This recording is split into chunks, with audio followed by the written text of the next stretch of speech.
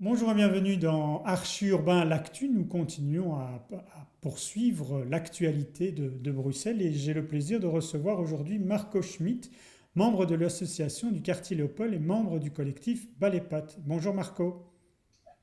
Bonjour, Tu bonjour à vas vous bien? tous. Mais ça va très bien, oui. Oui. Alors tu es membre de l'association du quartier Léopold, ça veut dire quoi? L'association de quartier Léopold s'est mise en place en 1988 ou 89, je ne me rappelle plus de la date exacte, à l'occasion de l'arrivée de la soucoupe volante Parlement européen dans le quartier que nous habitions, bien tranquille, coincé entre Parc Léopold et Musée Wiertz. C'est-à-dire que depuis lors, ça a quand même fortement changé, le quartier Léopold. Vous avez fait un énorme travail. Et ce travail aujourd'hui, il doit encore être accompagné parce que le quartier est toujours en transformation, toujours en changement, toujours en travaux. Alors, nous avons l'habitude de dire effectivement que nous sommes dans un quartier en chantier permanent. À chaque fois qu'un chantier est terminé quelque part, ça redémarre ailleurs. Et nous sommes confrontés à une situation urbaine où finalement les bâtiments, surtout quand il s'agit d'administration ou de bureaux, sont démolis, reconstruits tous les 25 ans. Donc il est impossible d'avoir un quartier apaisé, comme on dit aujourd'hui, dans de telles conditions. Et c'est le cas notamment du Parlement européen, puisqu'il envisage de renouveler le bâtiment de l'hémicycle. Est-ce que ce sera une rénovation lourde? Est-ce que ce sera une démolition, reconstruction? Nous ne savons pas encore, mais ce sera certainement un chantier de nouveau très important. Il y a 5-10 ans, Christian de Porzampar a fait une proposition pour réaménager le quartier, la rue de la Loi, la rue Béliard, en pouvant augmenter plus haut, diminuer à certains endroits, laisser une certaine porosité, style mettre les bâtiments sur pilotis pour que l'on voit plus largement lorsque l'on est à l'œil du piéton. Est-ce que ce projet a rassuré le comité de quartier ou l'a inquiété encore un peu plus? D'abord, c'est un projet qui a été réfléchi bien avant ces 10 années dont vous parlez. Quand on parle du schéma directeur qui a porté par la suite au projet urbain loi, on peut même remonter, voire même plus que 15 ans en arrière. La base sur laquelle repose tout ce processus et ce qui est en cours actuellement comme réglementation a complètement disparu. Les besoins de la Commission étaient calibrés selon ses besoins du moment, puisque tout a été lancé pour répondre aux besoins de la Commission européenne.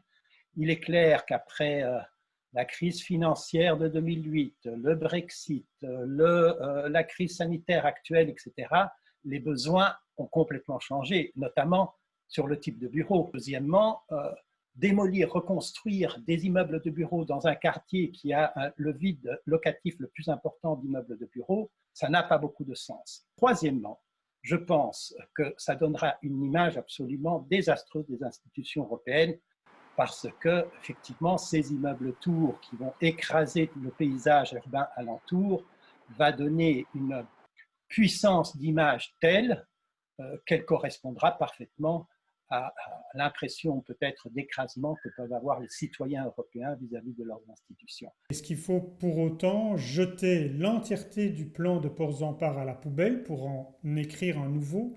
Ou est-ce qu'on peut prendre les bases ou récupérer certaines choses de ce plan pour l'améliorer? Tous les arguments qui avaient porté le projet de Porzampar à l'époque, petit à petit, on s'est rendu compte qu'ils ne tenaient pas la route. Par exemple, la question du quartier apaisé, la question de la qualité des espaces publics, etc. Dès le départ, nous avons pointé le problème de la démolition-reconstruction permanente de ce quartier. Comment voulez-vous avoir un quartier apaisé dans un quartier où on démolit les bâtiments au bout de 25 ans? Nous avons beaucoup réfléchi à la question des alignements. On s'est rendu compte que ces bâtiments en recul d'alignement posaient toute une série de problèmes, notamment d'animation des rez-de-chaussée lorsqu'il s'agissait de rez-de-chaussée commerciaux. Tu as fait ta carrière en tant qu'architecte, si je ne me trompe pas. Qu'est-ce que tu penses de la qualité architecturale de ce qui est construit dans le quartier Léopold? C'est vrai que j'ai une formation d'architecte. Je ne suis plus architecte depuis presque 2 ans maintenant. Je me suis désinscrit de l'ordre des architectes. En tant qu'association du quartier Léopold, on ne s'est jamais exprimé sur l'architecture parce qu'il y a toujours quelqu'un qui aimera, l'autre qui n'aime. C'est vraiment extrêmement subjectif, l'architecture. Les questions urbaines, d'articulation de l'espace public, etc., là, on retombe sur un terrain qui est beaucoup plus objectif et sur lequel on peut porter des critiques sans que quelqu'un dise « moi, j'aime pas » ou « j'aime », etc. Est-ce que pour toi, le défi climatique qui s'est installé aujourd'hui dans la réflexion de tout un chacun impose que la rénovation des bâtiments du quartier Léopold euh, se fasse de manière beaucoup plus réfléchie, c'est-à-dire qu'au lieu de raser un bâtiment, c'est de le récupérer le plus possible pour le réhabiliter.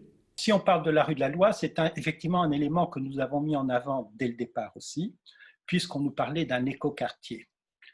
On s'était dit, bah, tiens, si les nouveaux bâtiments sont plus efficaces du point de vue de leur consommation énergétique, il faut alors aussi tenir compte de tout le passif de ce bâtiment, c'est-à-dire de la construction du bâtiment que nous allons démolir, de sa démolition, de la construction du bâtiment neuf.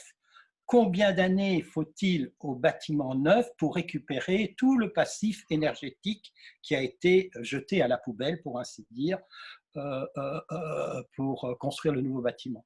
On a créé un outil d'évaluation bilan carbone sur lequel on est en train de retravailler parce que les données ont un petit peu évolué entre-temps.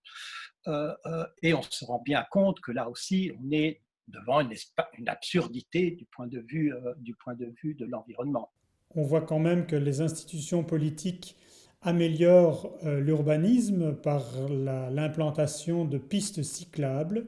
Est-ce que ça réjouit le comité de quartier ou bien est-ce que vous trouvez que c'est une goutte d'eau dans ce qu'il faudrait faire? Mais c'est effectivement une goutte d'eau. Et se réfugier derrière son petit doigt pour cacher tout le reste en nous parlant des pistes cyclables, ça ne suffit vraiment pas.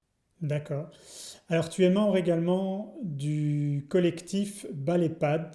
Tu peux expliquer ce qu'est ce collectif?